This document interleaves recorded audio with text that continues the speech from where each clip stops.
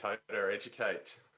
So this is a first of our Coda Educate sessions. Natalie's going to just open with a bit of an acknowledgement of country, and then I'm going to run through the background of Coda Educate and thank some of our supporters. The traditional owners of the land upon which we stand, and we pay our respects to elders past, present and emerging. And wherever you are in the world, we ask that you just take a moment to acknowledge the traditional custodians of the land upon which you stand. Welcome to Codazero. So thanks, Nat. So we're really proud to collaborate with Philips, who are supporting this educational event. Philips aims to offer access to world-class healthcare education in order to enhance performance of healthcare professionals and improve patient outcomes. This premise is really, I guess, the core of the Educate pillar for Coda. We've carried the medium is the message concept forward from SMAC, and we're really wanting to facilitate open access to high quality education and also tackle topics that are really pertinent to our community and driven by community feedback. So without further ado, welcome to Codazero Educate session. Really excited to have you on board and hoping to go away with some really good prototypes for change.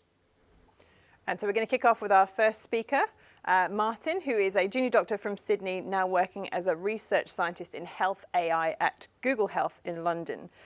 Martin, good morning, or good evening for you. Thanks for having me.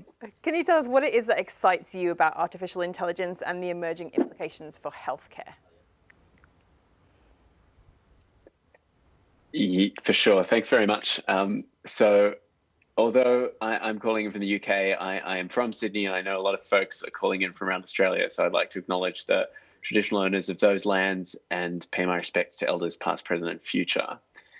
Now, in terms of the field of health AI and what excites me, I should say that I got into the field of health AI a little by accident. I'm from a medical background, and coming up through medical training, I really was a bit frustrated by the technological imbalances that we're all too familiar with now. The fact that despite all of the marvels of modern medicine, we still use fax machines. We struggle to get the records from the clinic down the road.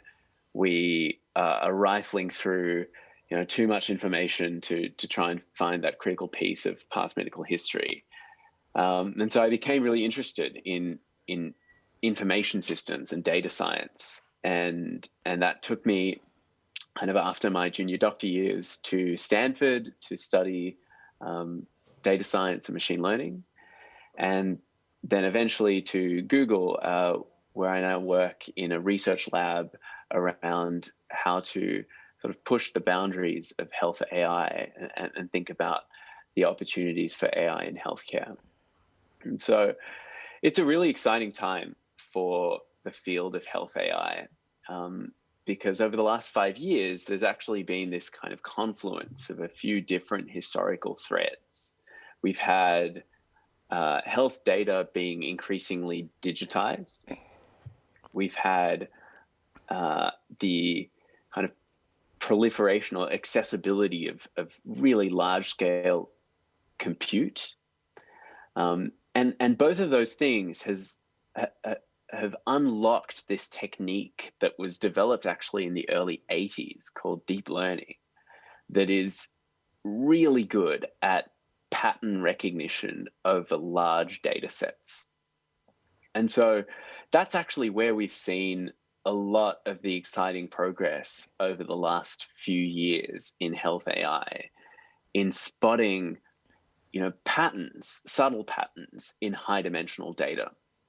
We've seen AI algorithms flagging diabetic retinopathy, better than specialist ophthalmologists, diagnosing malignant melanomas, interpreting pathology slides, calling variants in genomic data, and so many use cases, all with scenarios where the algorithms can shine by detecting subtle patterns in very large data sets.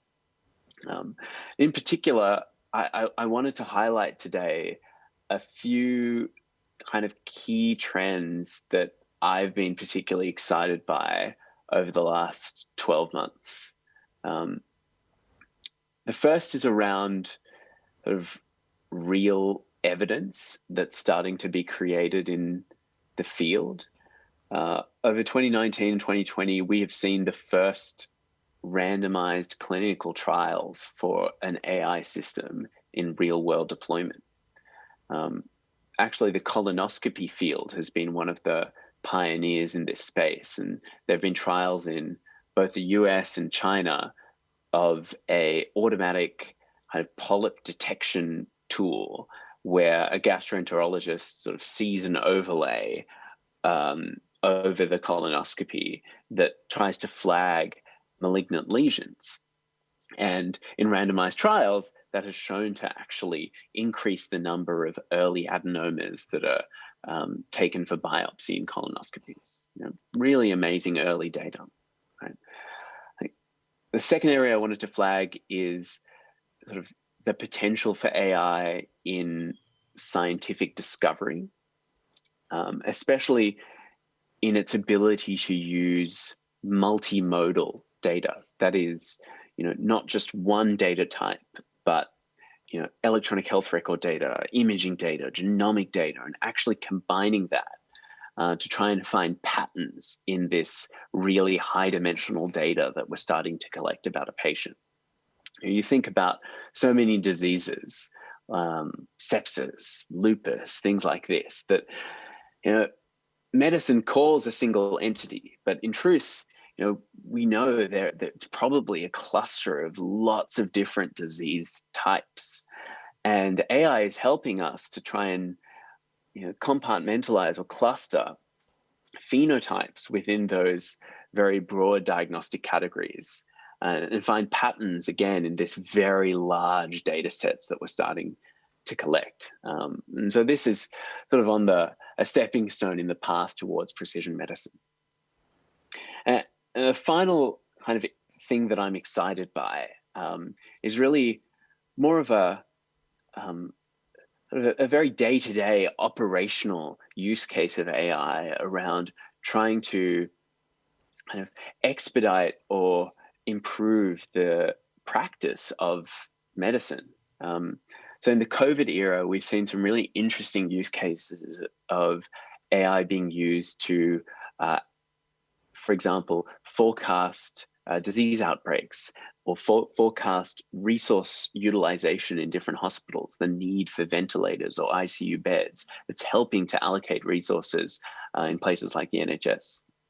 We've also seen AI tools being used for sort of dictation, right, to reduce the clinical documentation burden, automate EHR entry, things like this. And so I think we need to really think outside the box about what the potential for AI is. There are some really blue sky speculative use cases around, defining new phenotypes for sepsis. There are some also really closer to home use cases that can affect the day-to-day practice of medicine for clinicians on the ground. And so I'm really excited about this field. It's not one without challenges, which I'm happy to talk about, but I think it's a really, really exciting space to be. And I hope, it's one that the medical community can embrace more and more. Fabulous. Jesse, do you have a question? So I'm putting it down to people who are a little slow getting used to the navigation of the question and answer tool at the bottom, but a couple of comments coming through. One of the things I just wanted to pick up, you said it's not without its challenges. I'll get you to elaborate on that a little bit if you don't mind, but also I guess that part of that is actually what I hear a lot is this fear that technology is going to replace us as healthcare professionals as well. So I guess there's a heap of challenges in there. We've got our eye very much on protecting ourselves a little bit sometimes when we're looking at technology adoption. What are those challenges that you see, and how can we kind of lean into those as healthcare professionals?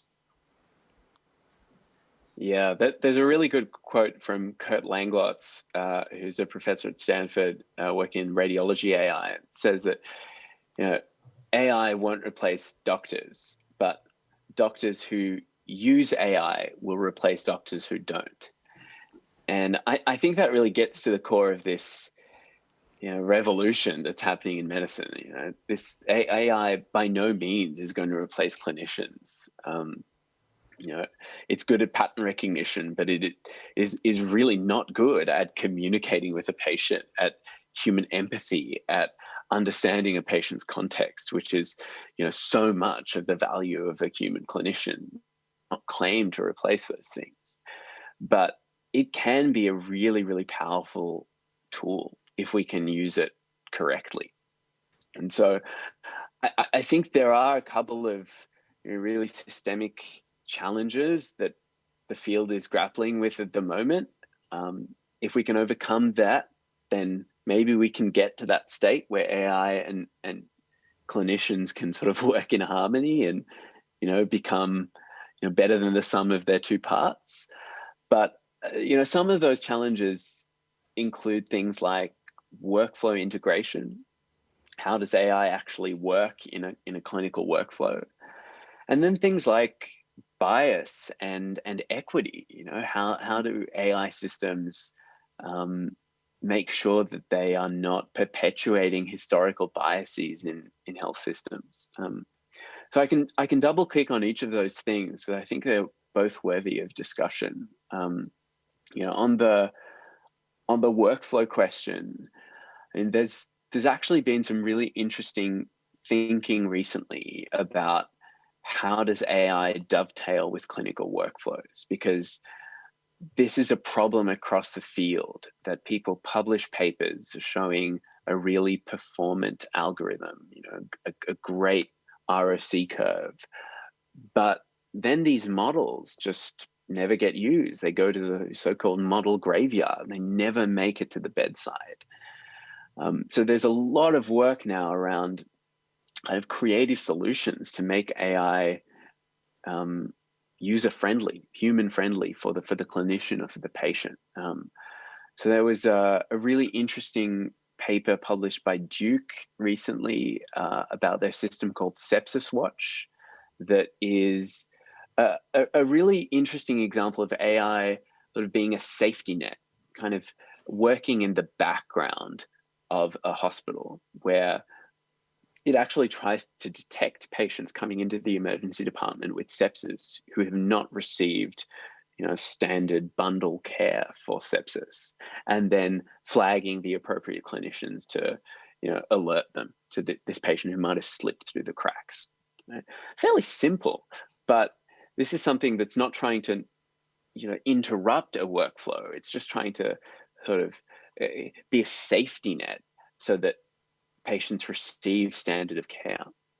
There's another example of actually a Google system where an AI system has been used with a microscope, such that for pathologists, so that kind of like a heat map is overlaid across the pathology slide, showing potential malignant areas or suspicious lesions in real time. So when you're looking down a microscope, you are attracted to the areas that maybe need more attention. And this is really interesting sort of examples of how AI can actually be integrated into the workflow. And then on to the second point around sort of bias.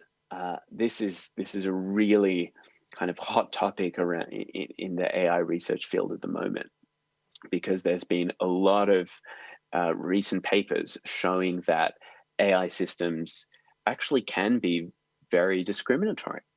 There was a great paper out of Harvard last year published in Science that showed that an algorithm that was actually used in a number of US hospitals to predict risk was biased towards African American patients because it was trained on historical spending patterns.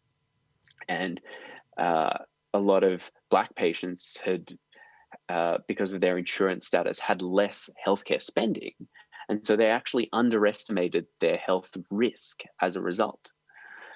And there have been a whole host of different examples in the imaging space with a variety of other data types.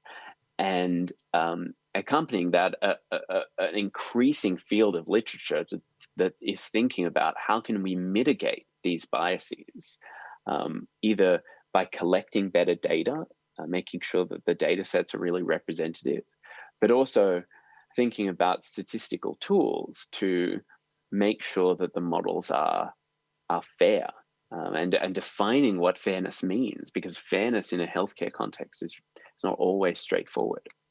So yeah, definitely not a field without its challenges, but there are some of the brightest minds in the world thinking about how to navigate some of these things. Thanks, Martin. I wanted to ask you a question about the volume of data that you're talking about, because it sounds like everything is contingent on having the right amount of input to get the outputs that we want. Is there risks in involving siloed systems? Are there risks around corporate healthcare and ownership of that data? How could that affect healthcare? Yeah, it's a great question. And this is one of the wicked problems of this field of health data science. You know, data is like the sort of the fuel for the whole field, but there is a delicate balance, because obviously this is sensitive health data, and how do you ensure that it's used, you know, properly? One thing that I've been really impressed by is the open data movement that's really been spearheaded by groups like the MIT Critical Data Movement.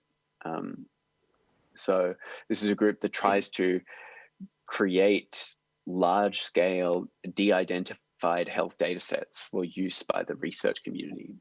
And they put out data sets like Mimic and other things, and started to do hackathons around the world where they will get clinicians and data scientists together in a room with a de-identified data set to kind of learn about the methods and kind of ideate about possible solutions. And I know, you know, in Australia, there have been a number of these datathons. ANZIX is quite involved in this movement. And I think this is a really powerful sort of philosophy that we should increasingly try and get behind: open data. The other thing that's probably worth mentioning is the idea of federated machine learning, which is becoming very popular in the kind of computer science world. And this is the concept of, you know, in some domains, healthcare included, it's really difficult to centralize data in one place because it's really sensitive data, understandably. So can we flip the paradigm and actually send, instead of sending the data to the central place, can we send a model, send an algorithm out to the data, and essentially kind of get and, you know, train the algorithm on the edge, you know, on a user's device, say, or, you know, on a hospital premises, and then remove the need to actually combine these different data sets. So, you know, there are methods like this that are starting to emerge that may help us to train algorithms without the need to, you know, to bring all of the data into one place. Excellent, thank you. Jesse, I can see that there are now plenty of questions. Do you want to pick some that Martin can answer for us?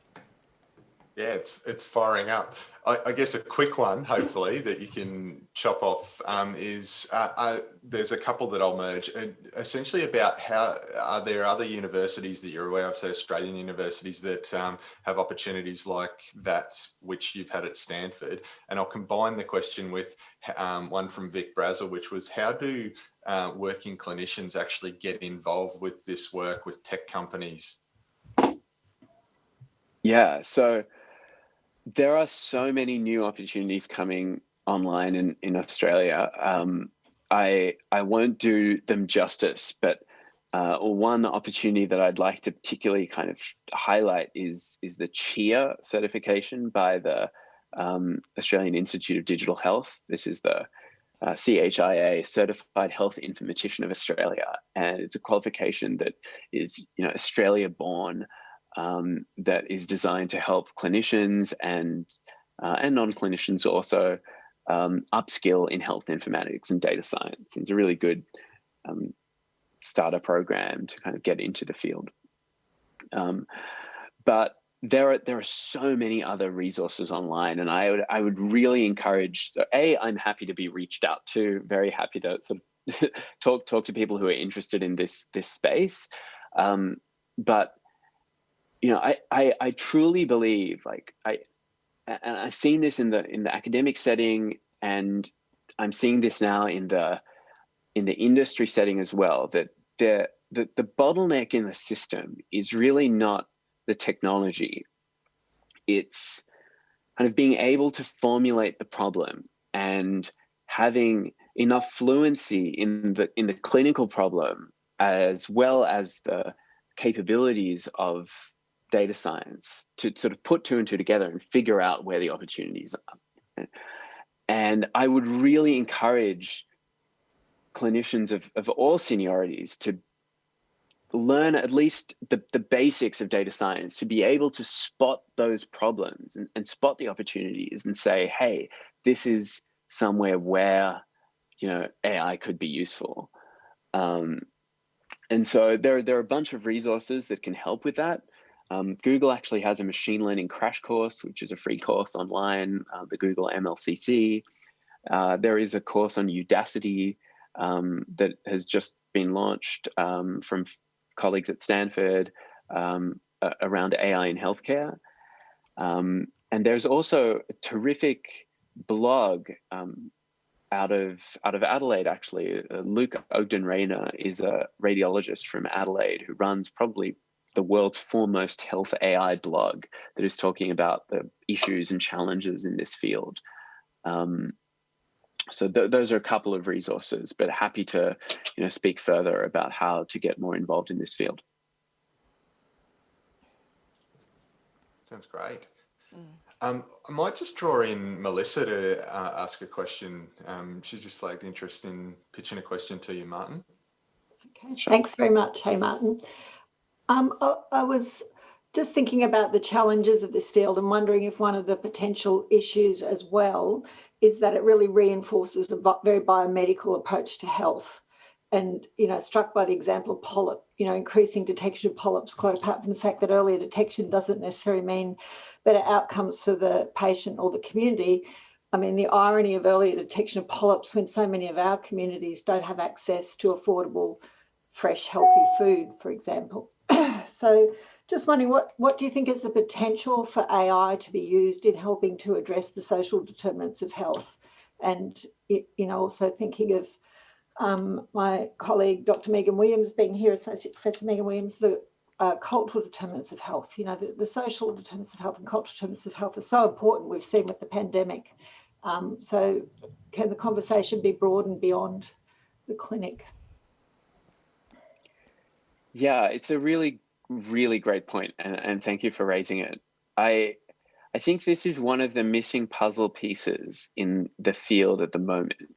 Like so many things, it started in the places of medicine that have a lot of data, which is, the ICU and imaging applications, right? But really where AI can have a lot of power, where digital tools can have a lot of power, is in primary care and in sort of self-management of diseases. We don't necessarily need to slightly expedite the workflow of the subspecialist radiologist, doing polyp detection. But what we do need to do is manage diabetes better and ensure that people with heart failure who can't see a cardiologist can get some sort of advice. Right? And I think there are some good examples of that starting to emerge. One that comes to mind is the use case of diabetic retinopathy in Thailand. So there's been a project to try and use an AI system to screen for diabetic eye disease in low resource communities, including in Thailand and in India, and try and detect early signs of blindness in patients who would otherwise not have access to an ophthalmologist, right? And I think this is an example of a system which can be deployed at scale, deployed cheaply for a population who would otherwise potentially not have care, that can dovetail in with traditional medical systems, because it's not necessarily replacing an ophthalmologist, it's just triaging which patients get sent to the ophthalmologist with highest priority. I think examples like that are really powerful. You're starting to see this as well for things like, again, in the diabetes space, home sugar monitoring for diabetes, say, AI-driven tools that will help patients to self-monitor their chronic disease at home and make decisions at home. So that's kind of one space. But as for the social determinants of health, I think one area that a clear problem at the moment is that a lot of social determinants of health are not even made visible to the clinicians who are treating the patients. It's really difficult to find the relevant information about social determinants of health. And so, creating data platforms that allow that information to be better captured and surfaced to the clinician, maybe identifying patients who have particular social risks and need to be targeted early, for example. This is a really great opportunity for digital platforms.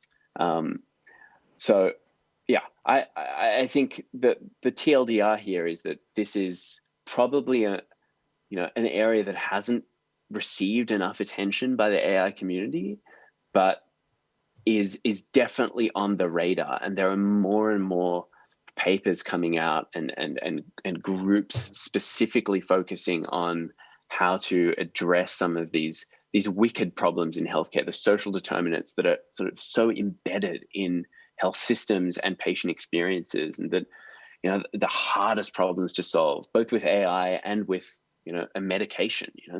It's difficult, but we're getting there. It's definitely being thought about. Thank you, Martin. So you've kicked us off with a really broad range of exciting hopes for the future in terms of AI and machine learning, but caveated with some concerns that this is a real time of generation of new ideas, and we've got an opportunity to do this the right way. I think that sounds like a good point to go on to our next guest, Meg. Welcome. Meg's joining me today. She was Wiradjuri through her father's family, as a sister to Minabar Aboriginal Health Promotion Organisation, and has a long history of research, advocacy and program delivery about the health and well-being of Aboriginal and Torres Strait Islander people who've been or are in the criminal justice system. Meg, we've been talking a lot about knowledge and information, but what does knowledge mean to you? Well, so much of what Martin talked about, I'd love to try replacing AI with Indigenous knowledges, and so much of what he talked about resonated with me. Even though we might think that Indigenous peoples, we might associate with nature, and we don't associate AI with nature. But Martin talked about patterning, and also that deep learning and connected learning and relationships. And these are all things that are fundamental to knowledge and to learning from Indigenous perspective. And I think too, the real need to understand who our Indigenous peoples are, and in Australia, Aboriginal and Torres Strait Islander peoples, and actually that maybe we are part of the future of AI globally, because half our population is young. A third are 15 or under. Our median age in Australia is 23 compared to 37 or 38 for the mainstream population. So what that means is we have an incredible opportunity to draw our young people in to technologies, but also for prevention. And so both of those things, you know, need great discussion, and I hope to touch on a couple of points about each. But so really when you think about Aboriginal and Torres Strait Islander people, think about us as teenagers, as a population. We are not an ageing population. We are probably not technically a youthing population, but that's an easy way to think about it. We're a population that's young and, you know, really it's teenagers. And when we think about designing systems, whether that's education, whether that's healthcare, detection, treatment, support, we would design systems very differently from an Aboriginal and Torres Strait Islander perspective compared to the mainstream Australian or Western perspective. So part of that, you know, as Martin's talking about too, is getting people together as collectives to understand data. One of my passions is using Dugawabal, which is a Wiradjuri word meaning holy and coming together.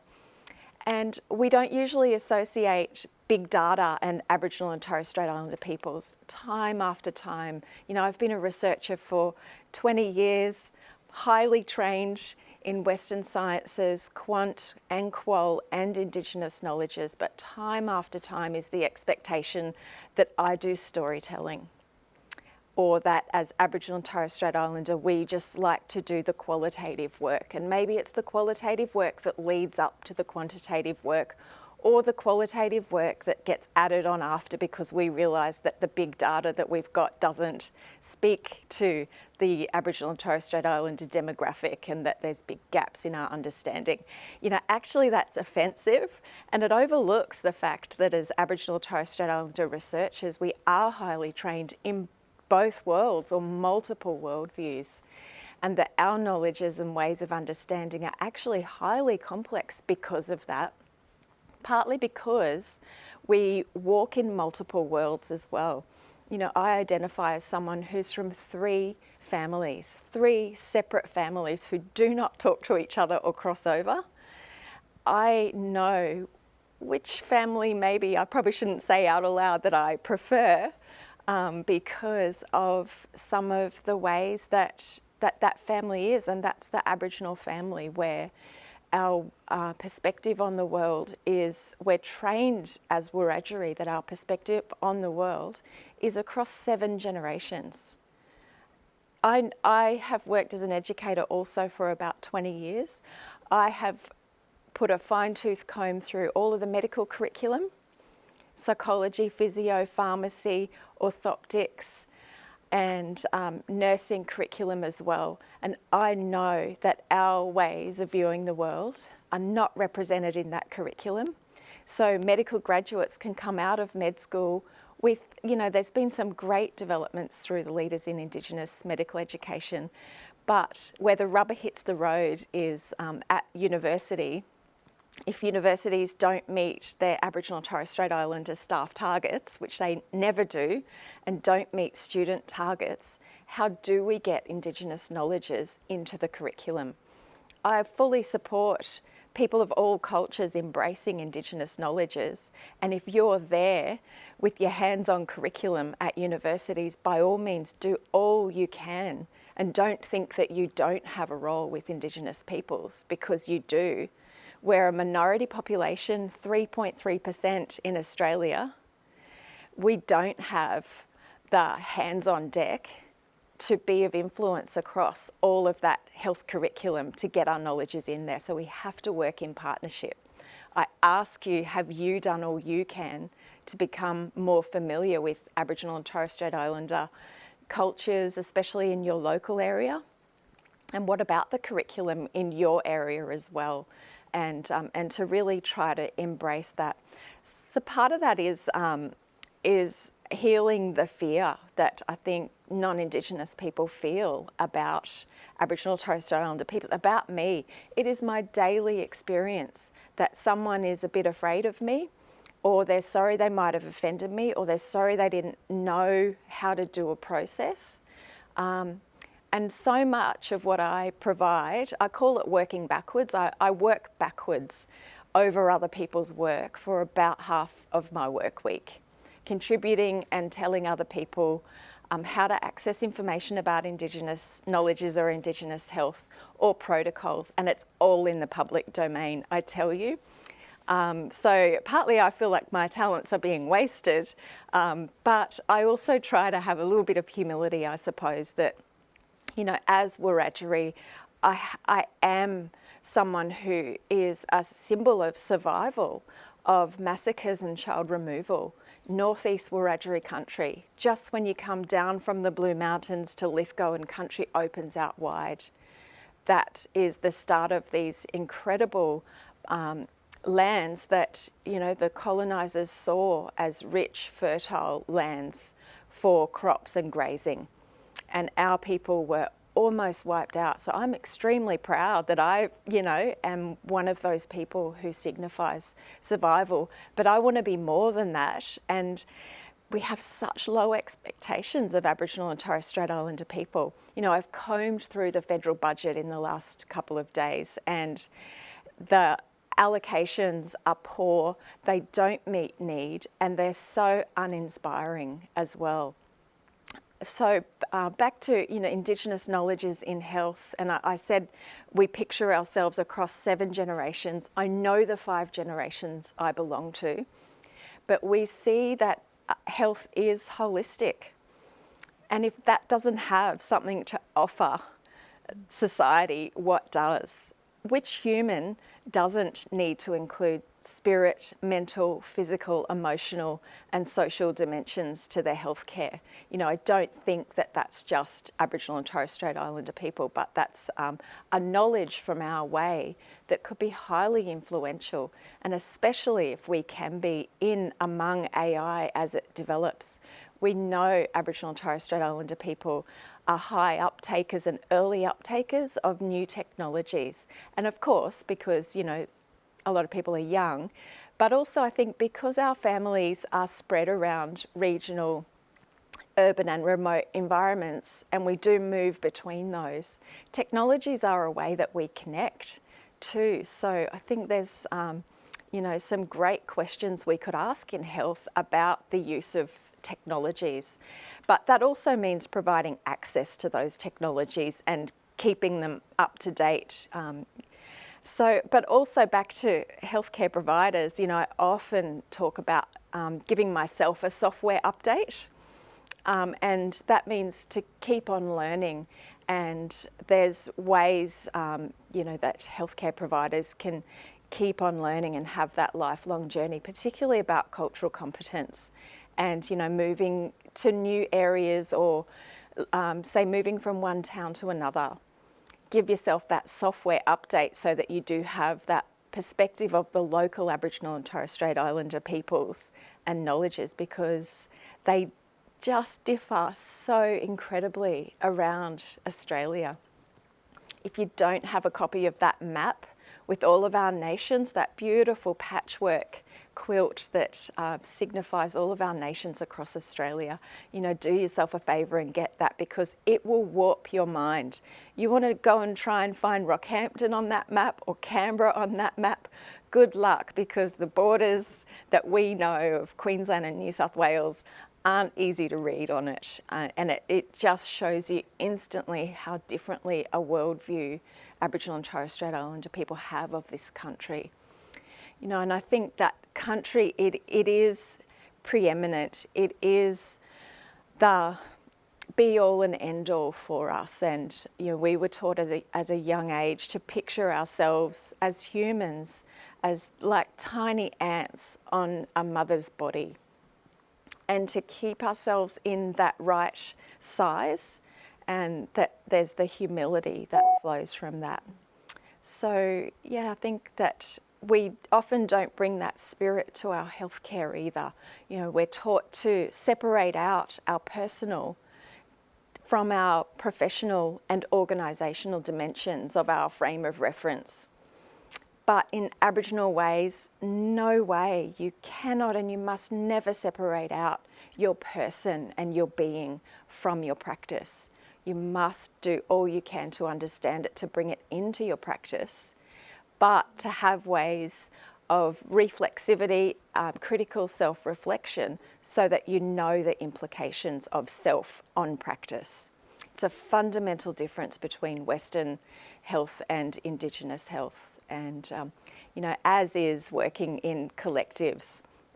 So that dugu wabel, that process of coming together as a collective and looking at big data sets with Aboriginal and Torres Strait Islander family and community members, it yields different outcomes, different understandings that the, say, Western trained epidemiologists might write and describe from, you know, a table of outputs and data. We look at that data and we will interpret something different from it, and we will automatically put it through the matrix of that holistic health and be identifying social determinants of health too. So all it takes is creating that safe space to bring people together. It's not hard, but it comes back to people being terrified of Aboriginal and Torres Strait Islander Australians, me included, and I think I'm quite sweet. You've been very nice this morning, certainly. I'll definitely give you that. And I think you've keyed into one of the challenges that Martin was really highlighting there, in that this move towards integrating technology is making us realise how non-holistic healthcare has been. We've had that traditional positivist approach to the way that we teach and the way that we practice healthcare, that something can be proven or disproven. We talked about how that clashes. How then can we take this forward? How can we coexist with your tens of thousands of years of knowledge dissemination? How can we use that for positive good for healthcare? Yeah, that's right. I think, there's some fantastic things to read. Sand Talk by Tyson Yunkaporta and Being Indigenous to the Universe by Kerry Arabina are two books that I recommend, because in simple terms, in my small mind, it warps your mind. It triggers so much thought about different perspectives, different interpretations, words with different meanings and different uses. So really worth literally that food for thought.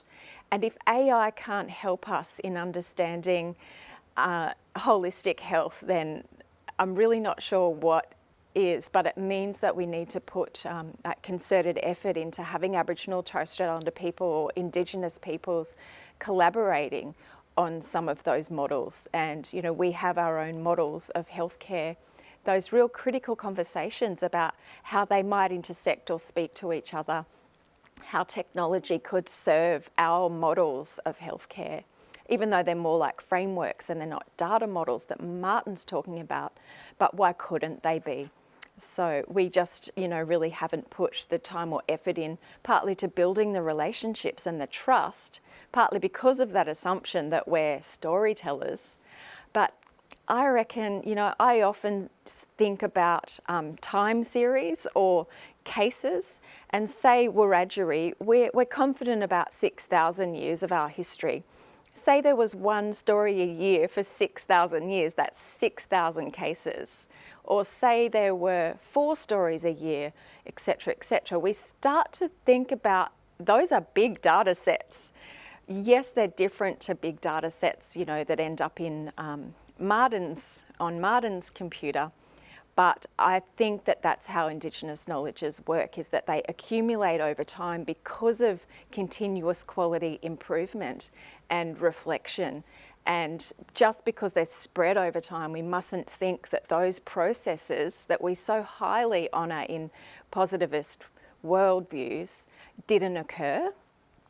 But it's part of the low expectation of Aboriginal and Torres Strait Islander people that colonisation has deliberately sold us as Australians, that the media reinforces in a really disgusting way, that even the budget reinforces, that we're not worth it. We're a problem that need you good white people and your big algorithms to solve and detect and to treat, rather than involve at the beginning. I just think, like Bruce Pascoe says in The First Australians, we defy our own intelligence if we don't bring Indigenous knowledges into the picture, because to survive as cultures, for 65,000 years or more. 6,000's enough for me in Wiradjuri terms. That's still, you know, an incredible amount of knowledges that are accessible about being holistic, thinking intergenerationally, and understanding how to be in relationships so that we can understand issues in a deep way. You know, like Bruce Pascoe says, we defy our own intelligence and do all you can to develop relationships with Aboriginal and Torres Strait Islander elders and young people to have us at the beginning of journeys and never added on, but at the beginning and throughout journeys, definitely. Thank you, Meg. Jessie, do we have any audience questions we can bring to Meg? Couple, I think they've really kind of been addressed, and an overwhelming kind of idea of slowing down to actually get more accurate rather than just trying to speed up, which seems to be the attention economy and the knowledge industry of now, is to speed up and do everything faster because we need answers quicker. So the trade-off with accuracy. So that's more a comment that I've seen on Twitter and in the section there. I guess the thing that's really come out powerfully is around connection. And given you mentioned, Meg, that there is, I guess, an inherent fear of misstepping, fear of doing the wrong thing that a lot of non-Indigenous people have, what are some tips for an organisational approach to actually getting this right? So how do you actually ingrain this, and who are some, I guess, who are some people that you would suggest reaching out to in Australia, and I guess opening that up on Twitter for those international audience here to share your experiences with who you'd reach out to in your areas? Yeah, Twitter's a great platform. I think recently some lists went around about Aboriginal Torres Strait Islander people to follow on Twitter. There's the hashtag Blackfella Twitter as well, so you can see our real commentary about Australian society there. And Instagram has lots of accounts to follow with simple pictures with lists of 10 books to read, 10 films to see, or 10 places to go.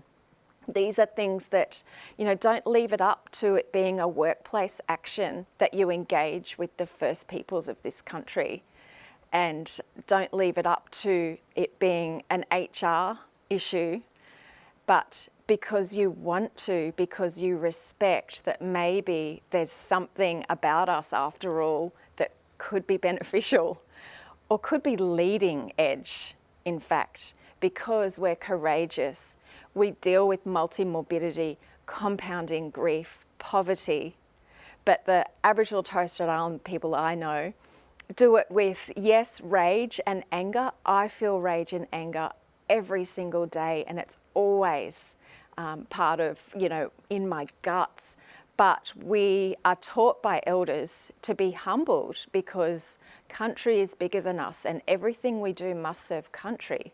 So there's always that ego check, I think, you know, among Aboriginal Torres Strait Islander people. And I think we are called a spiritual people and a peaceful people. And we know that our future depends on our unity with everyone else in this country. That's why it's part of everyone's citizenship and being on country. There's not one place in this country that's not country. You know, it's not just the Northern Territory where 29% of the population's Aboriginal Torres Strait Islander. The biggest numbers are in Sydney and the Central Coast and the Gold Coast. And many of them are undercover and look a bit like me, so you never really can tell at a glance.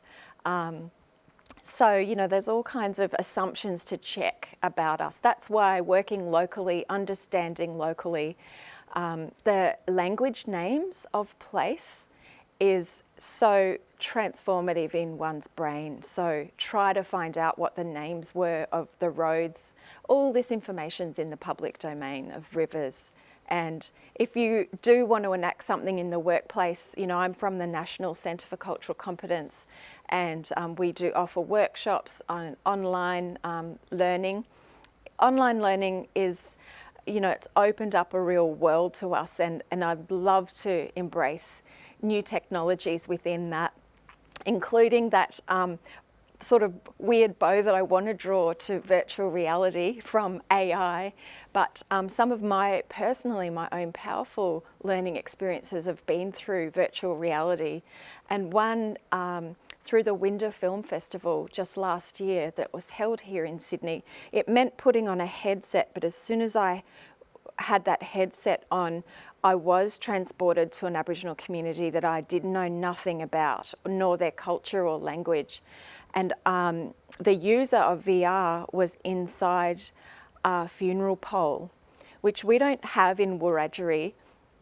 So to be within this wooden log and hearing and seeing ceremony through a crack in the wooden log, but then the VR story was actually about grief and the separation that of social isolation. So it wasn't just about being at a funeral, but the story was so layered and complex that it told a story of a man's poor mental health and how isolated he was.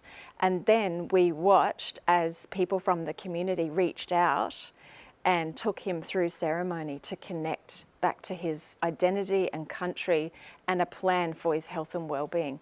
All of that within a couple of minutes of VR. So, that's real transformative education, and it's about embracing technologies within that in the future for cultural competence and cultural safety.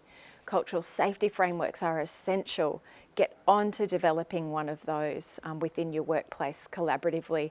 Make partnerships, have morning teas and meet and greets to make those partnerships with local community members. But underneath that, we've got to be able to answer, what do I have to offer? Not just what do we need, but to work reciprocally to understand how can I be a good partner to someone else. So it's all circular to come back to self and a strong sense of self within that and addressing that fear. Yeah, but a beautiful world. I absolutely encourage people, because you never go back once you've seen the world from, black belt perspective, then you just are enriched so much. And I think that's a really great segue, that interaction between the self and the wider world is a good segue to what Simon is going to talk about. Simon is a professor of emergency medicine in Manchester and leads the St Emlyn's blog and podcast. And Simon, we wanted to ask you a little bit about our relationship as individual practitioners with the body of medical evidence. People have said that COVID-19 has seen the death of evidence-based healthcare. Can you tell us a little bit about your thoughts on that and what's rising in its place? Yeah, sure. My mind's still spinning from the first two speakers, actually, because there's so much for me to sort of process in there. There's a lot of learning. Where I sit, it just makes me feel as if there's a hell of a lot more I need to learn about the world. And that's great. That's education, isn't it? It's learning new things and realizing that I've got a big parts of my life which I'm ignorant about. But I thought there was a couple of things in both of the first talks which I think really sort of ring true with me. And that's the idea that we can have all the technology in the world, we can have information, we can have ideas, but at the heart of everything that we do in medicine, there's us, and there's our beliefs, and there's how we work with evidence, and there's how we understand and process it. So we can have fantastic data, we can have fantastic information, but every single time that we meet a patient or we have an interaction or we decide to do something, then our personal values, our personal histories, and the way that we see the world changes that. And that came out in both talks. And I think that's really pertinent to where we are now with COVID-19 and evidence, which is where I'm going to talk for the next 20 minutes or so, if that's okay. Or I'll talk for about 5 minutes and then you can ask me a question. But this has been an amazing time in terms of what we know about COVID-19. If you take us back to January of this year, and I ask anybody, what did you know about COVID-19 back then? And the answer is nothing. And we've gone from zero, essentially, to where we are now in an incredibly short space of time. And I think that's been both an amazing opportunity, it's been really interesting, but it's also revealed some of the imperfections in how we deal with evidence and how we deal with belief. And I always like to talk about evidence-based medicine. As you know, we've talked about this for a long period of time through projects such as the Best Bets and the blog and things. But I think over the last 9 months, we've seen EBM stand for something slightly different, which is evidence, which at the beginning was lacking.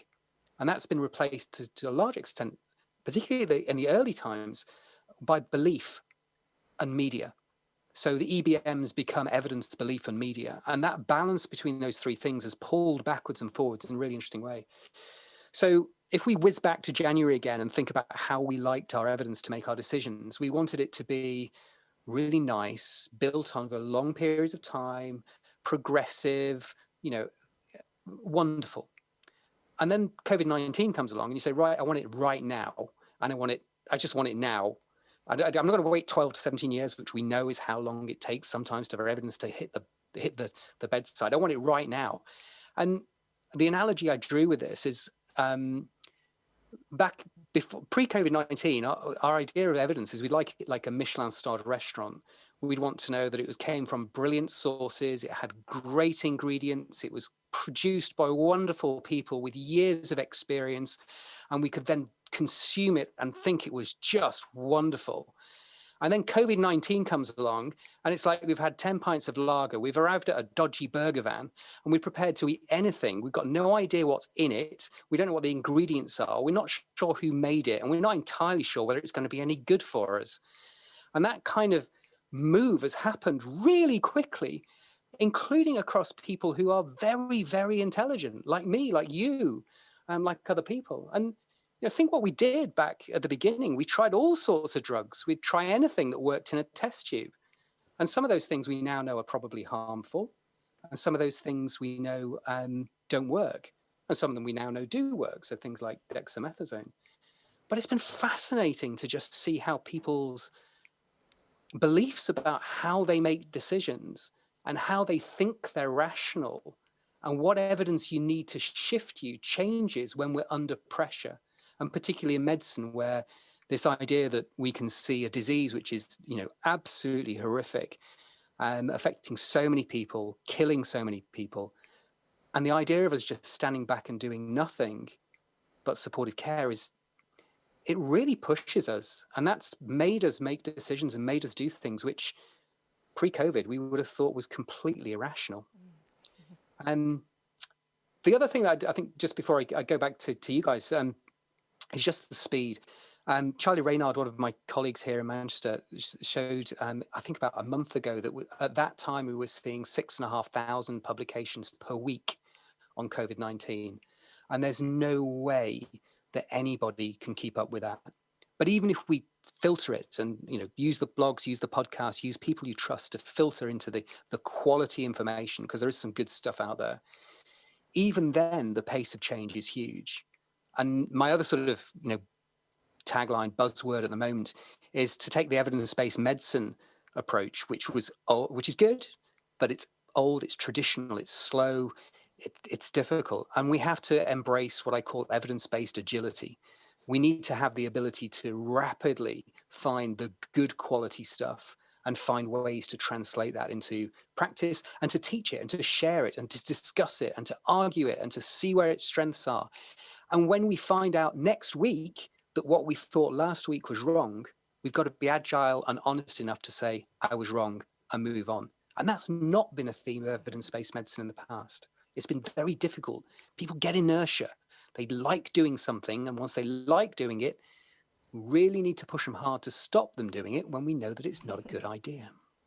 So that's what I found absolutely fascinating during COVID-19. Terrible disease, but oh my gosh, it's shown us a lot about ourselves, a lot about how we make decisions. Jesse, do you have questions from the audience for Simon? Yeah, so Twitter's starting to light up, and there's a couple of questions. I guess one of the key things around this, if I can synthesize the questions and the comments, is how does this kind of evidence-based agility and having to, I guess, act with educated trial and error start to become meshed into a more formal clinical governance process? I guess because you acknowledge your first point was where faulty humans bound to our own biases.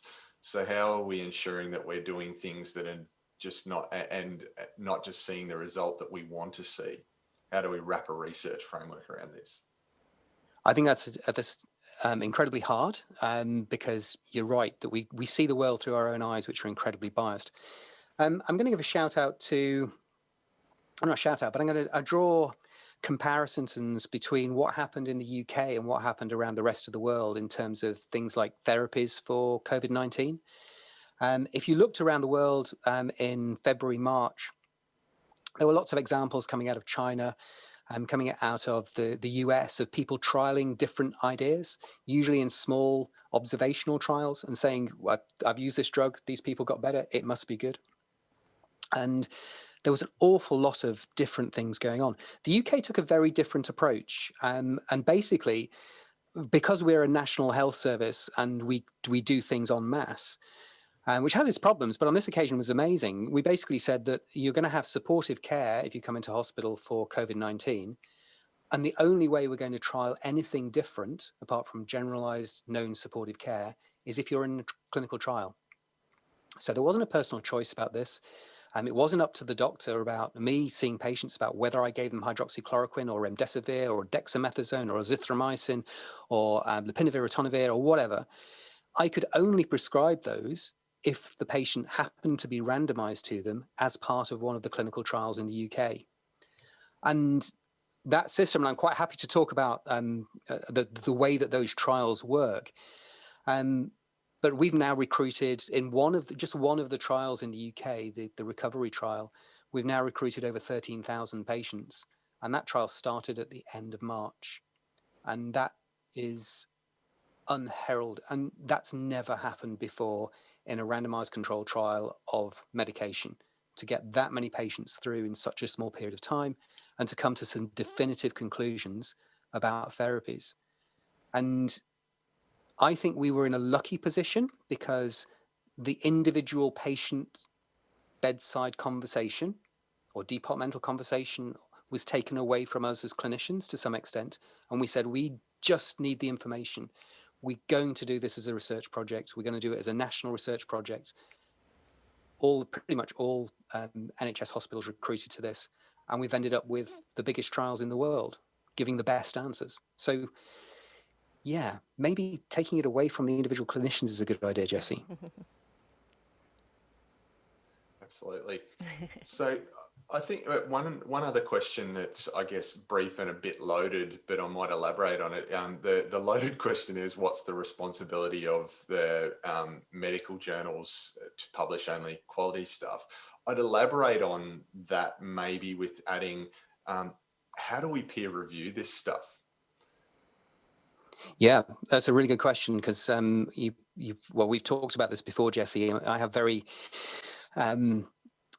interesting views on peer review. We know it's a flawed process, and in COVID-19 we've seen that as well, haven't we? We saw was it the Surgisphere papers published in big journals, which then had to be withdrawn very rapidly afterwards because people couldn't get access to the data.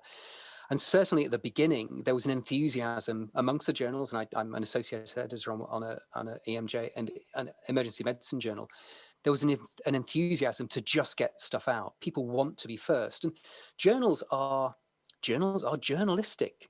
You know, being first with your story and getting the scoop is just as applicable to the Sydney Times or Sydney Herald, sorry, as it is to the London Times. You know, we want to be there and we want to be first. And I think at the beginning, the standard for what we published definitely dropped in all journals. So you were getting trials of small numbers of patients, which were observational in leading international journals like the New England Journal of Medicine, the Lancet, the BMJ.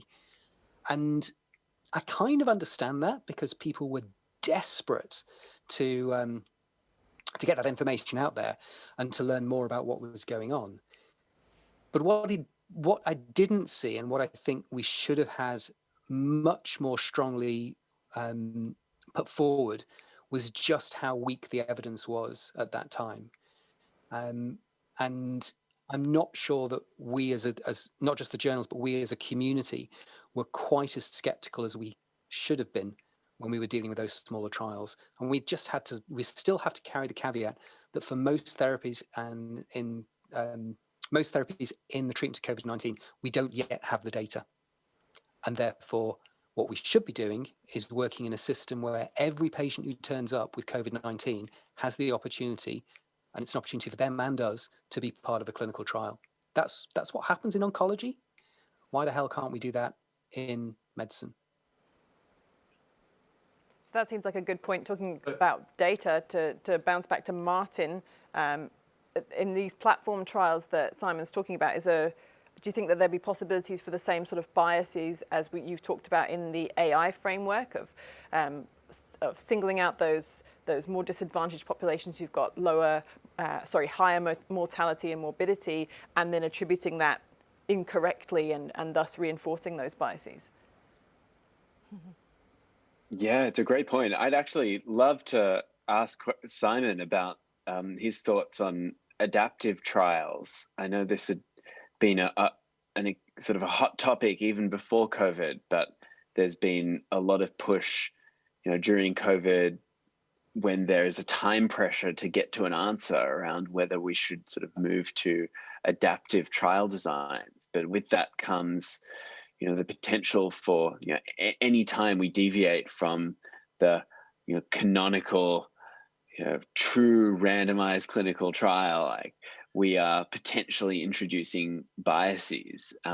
Would love to hear Simon's thoughts on that trade-off. There are some statistical tricks that we can do to try and optimize the design of adaptive trials, but like, in your opinion, on the ground, is this the future of how we should run clinical trials, or will we be doing traditional RCTs for the foreseeable?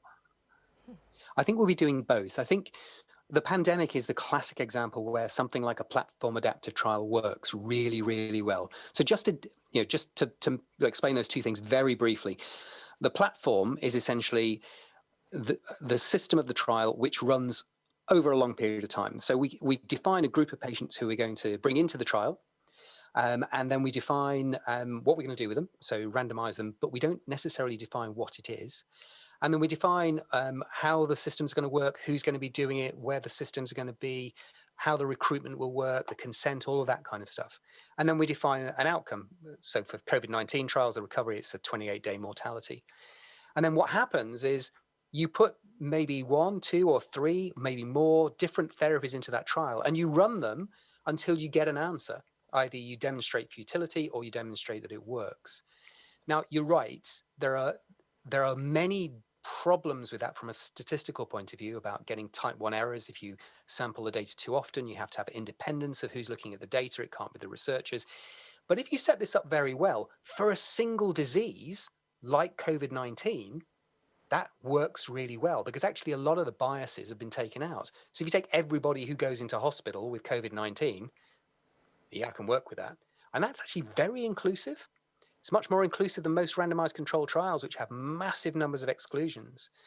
And so far, I think recovery trials, I think we're on sampling, I think, therapy number 10 now, monoclonal antibodies, tocilizumab, azithromycin, and one more I think we're running at the moment.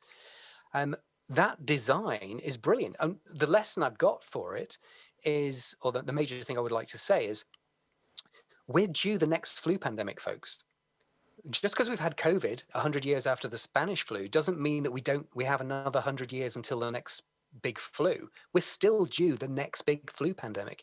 And what we should be doing now, everywhere, not just in the UK, but everyone should be setting up the idea of how they're going to set up a platform adaptive trial for the next flu pandemic. Because if we did that, by now, we would have had the answer. If we'd have been running in the US, UK, Italy, France, Germany, we'd have the answer for about probably 10 or 15 different therapies by now. It's got to be the future for the next pandemic, and it's got to be something we set up.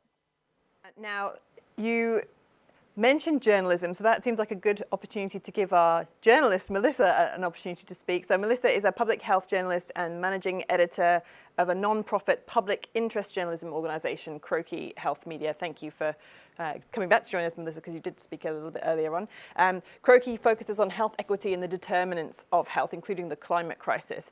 And Melissa, I think it'd be really helpful for you to start off by telling us why public interest media is so important.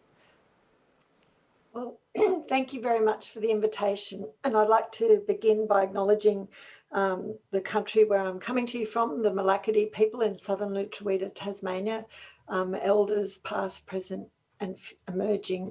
And also like to acknowledge Megan Williams and other Aboriginal and Torres Strait Islander colleagues who may be participating today.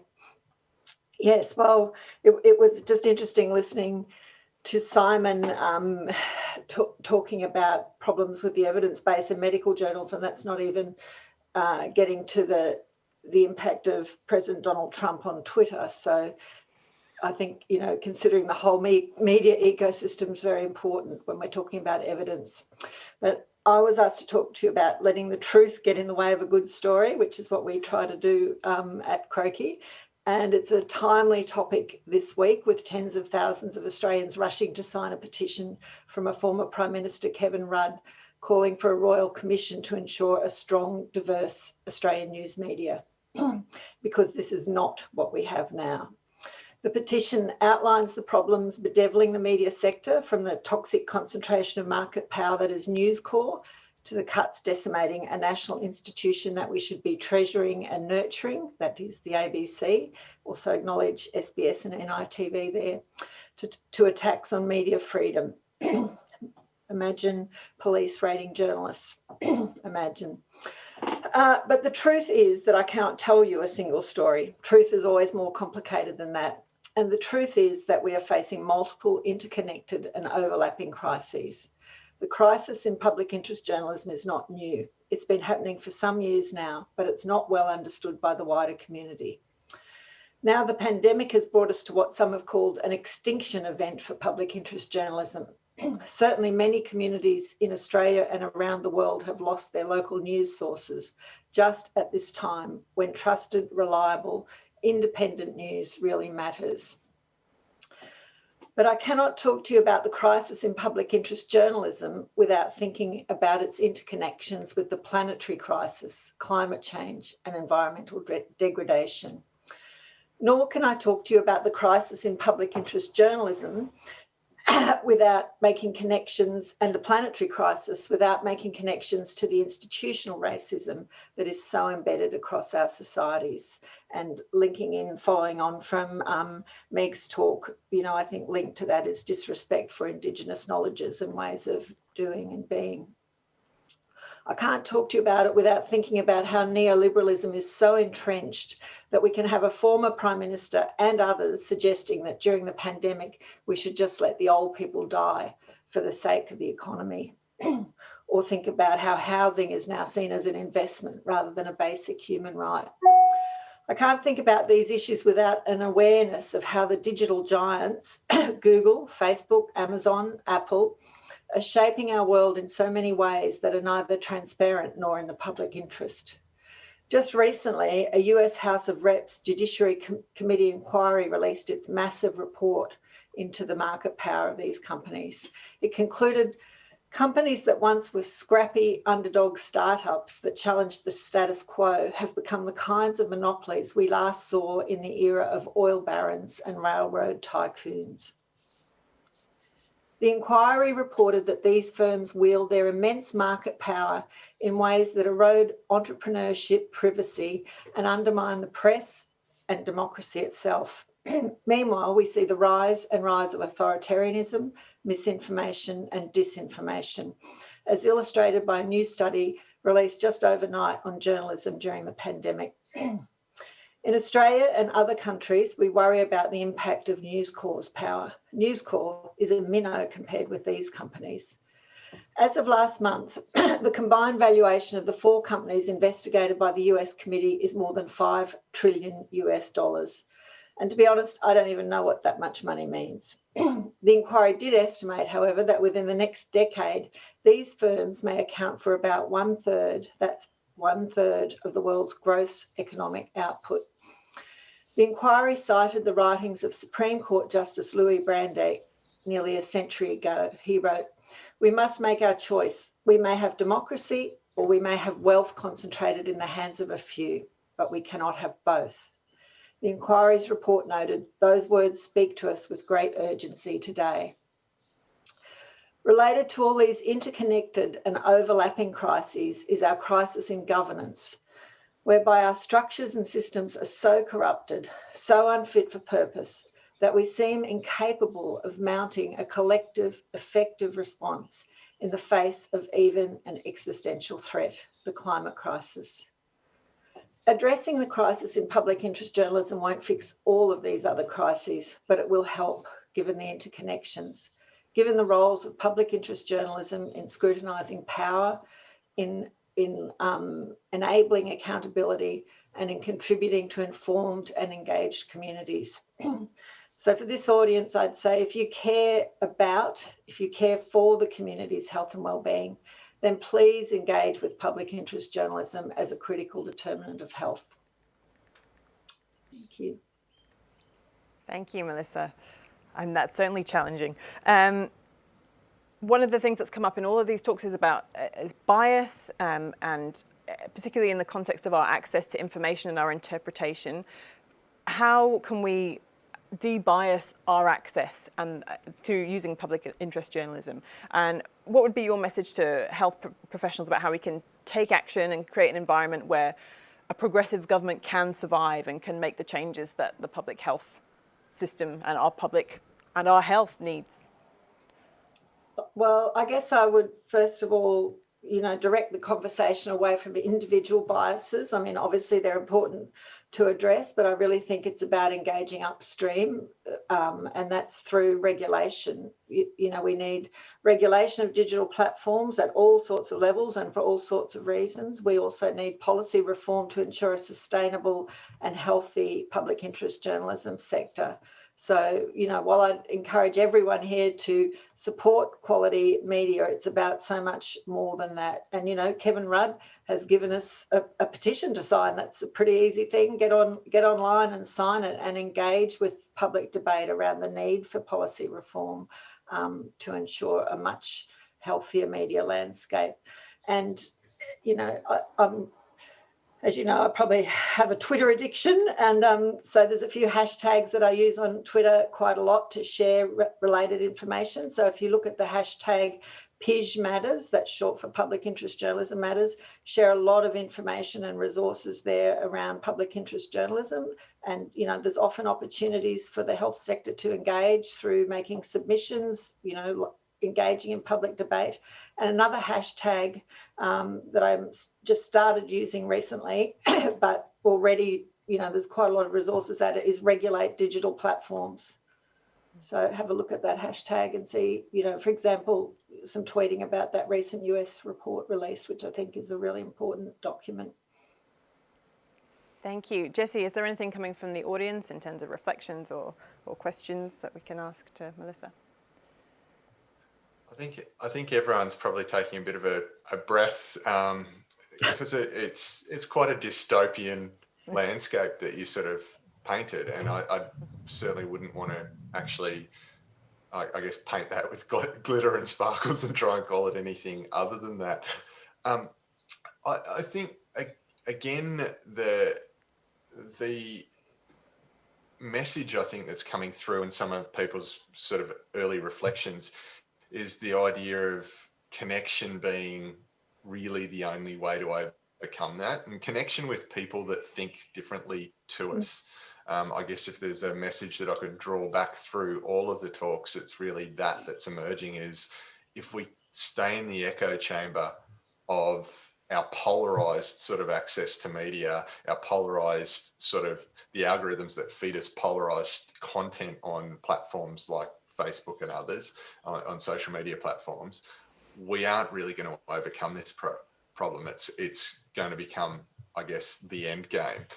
So it seems like a lot of the answers that are coming through, and I'll shape this up into a question to go on with, around actually connecting and listening and overcoming our affronts and our offences when someone says something we don't agree with or that makes us uncomfortable. Like Meg said, many things that are said and viewed through an Indigenous lens are fueled by rage, and quite rightly so. And we can't just keep taking that on ourselves and then offended by it. I guess a really good quote from a friend of Smack and Coda, Peter Brindley, that I love is, let's not be offence archaeologists. Let's not try and dig and find offence in everything. Let's actually take that cognitive dissonance, lean into it and go, like Simon says, I've got some stuff to learn. So I suppose in where to next, I think you presented a really interesting point on the upstream determinants of media practices and leaning into that more as individuals. Beyond signing the survey and stuff, what are some of those? Can you elaborate a little bit on what some of those upstream determinants of media practice are? Well, I guess it's important first to distinguish between public interest journalism and a media sector and organisations and industry. I mean, in a lot of countries, including Australia, there's a dominance of corporate media, particularly News Corp, which, is problematic for so many reasons. So to support new forms of media, and it's not only as a consumer, as I said, really we need substantial policy reform in Australia.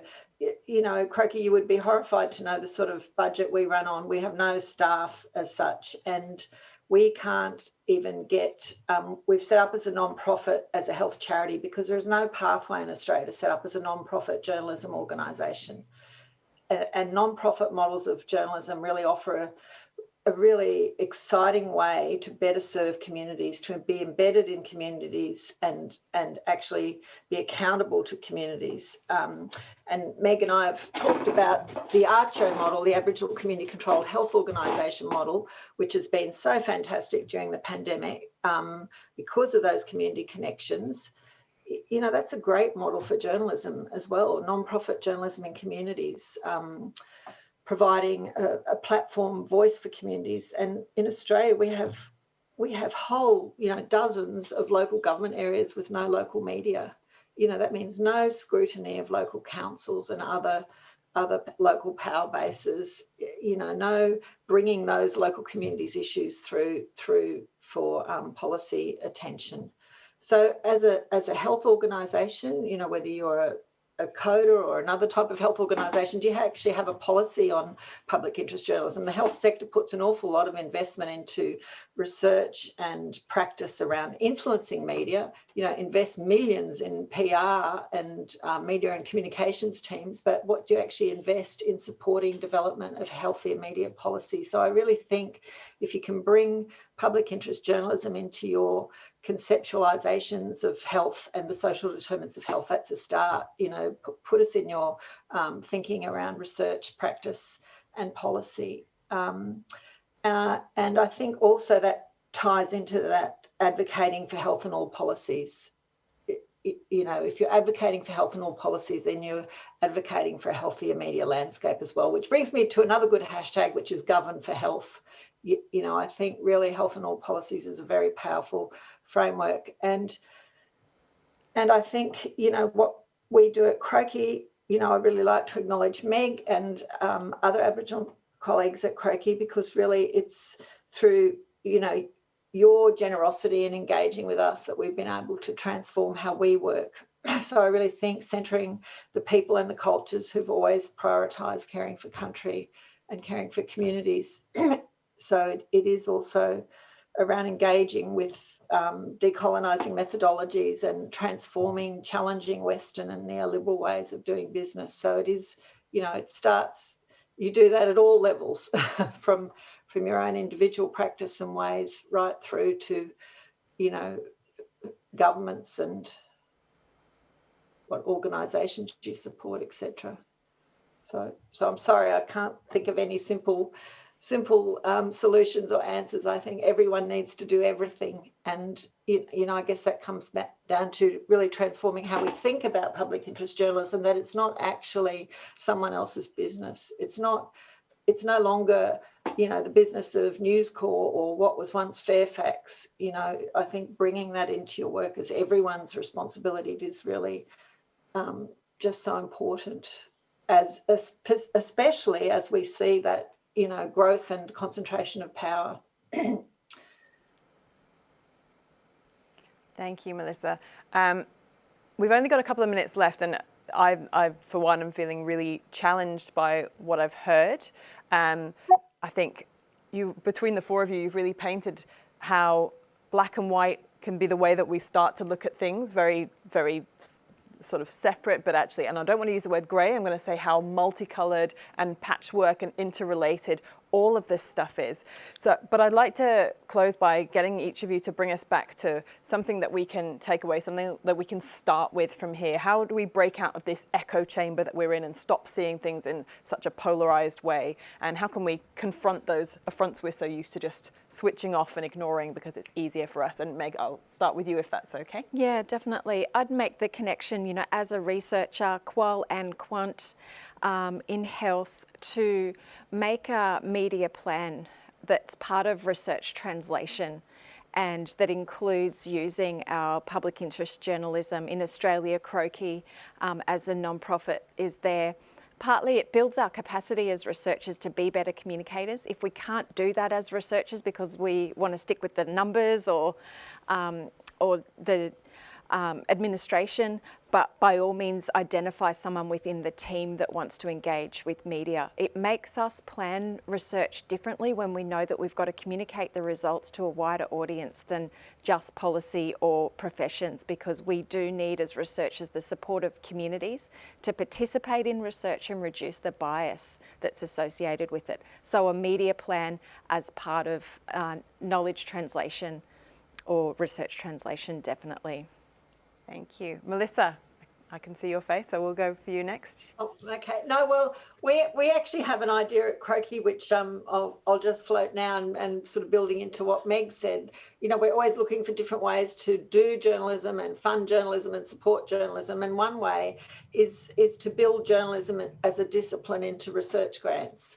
So if you're doing, you know, big research grants that are likely to be of value, you know, or significance for public interest journalism, consider building it in as a discipline to tell the story around the research all the way through, not to do media in comms or PR, but to do actual accountability journalism. I think that's a really exciting thing for researchers to think about doing. And we've thought it out at Croaky. We've developed a sort of governance model to protect the ethics of the research as well as the ethics of the journalism.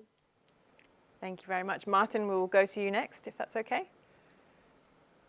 Yeah, I think one of the most powerful things clinicians can do on the front line in tackling a problem that they're passionate about is collecting data on that problem. You know, there was an interesting finding in the AI space recently that over 60% of health AI papers were based on data from just 3 states in the US, California, New York, and Massachusetts, right? And that, you know, clearly introduces some biases in the models that we generate. It creates this great, you know, disparity in you know, sort of skill and workforce development. I really think one of the best things we can do in Australia to kind of accelerate the opportunities for AI and digital and, you know, advancement of healthcare in general is creating or curating data sets about issues that we are passionate about. And for example, if that includes Indigenous health, let's create the right data sets around that so that the sort of systemic issues can be properly analyzed. And clinicians are in a really powerful position to do that, being at the coalface of medicine. Thank you, Martin. And Simon, we'll go lastly to you. Thanks. I'm going to finish with, if it's okay, I'm just going to summarize with a quote, which I used at a SMAC conference many years ago, and I still think it's the one thing which I pin a lot of what I hope to do in the world in terms of evidence. Is from Maya Angelou, the American writer, poet, and an amazing person. And it simply says, do the best that you can until you know better. And when you know better, do better. Wonderful. Thank you. That's a really good way to close this session. I'm just going to bounce over to Jessie for the formal closure and to tell us, for us, the audience, what happens next. I'm just over here pinching myself as an intensive care nurse in Brisbane that I've been able to be part of something as awesome as this. And thank you again to all of our amazing panelists. Thank you also, Natalie, for diving in and being the studio presence. Thanks a lot for that as well. So I'd also like to thank Philips once again for actually supporting us to make this happen. I think it goes without saying now, after Melissa speaking, that the cost of free certainly isn't free. Free consumption or cheap consumption, open access content, it does have a cost burden behind it. So thank you again for the support and partnership with that. Where to from here? We will be back with another Coda Educate session in February as part of the Codazero process. Hoping sometime in the not too distant future there'll be an opportunity for us to gather gather face to face once again, although it won't look like the original plans for Coda. To keep part of the conversation and just kind of keep tapped into what's going on, best options are the codachange.org website. You'll see all the content released from these Codazero series there. The Coda podcasts as well, on whatever your podcast app is, will have content coming out, and we'll be endeavouring to continue some interviews and ask some unanswered questions with each of these guests. And also Twitter is the great discussion platform for this. It's kind of the home, I guess, the digital platform home of the Coda community. So check out @codachange.org and keep following the Codazero hashtag. So on that note, I'd like to thank everyone for being part of the Codazero Educate session.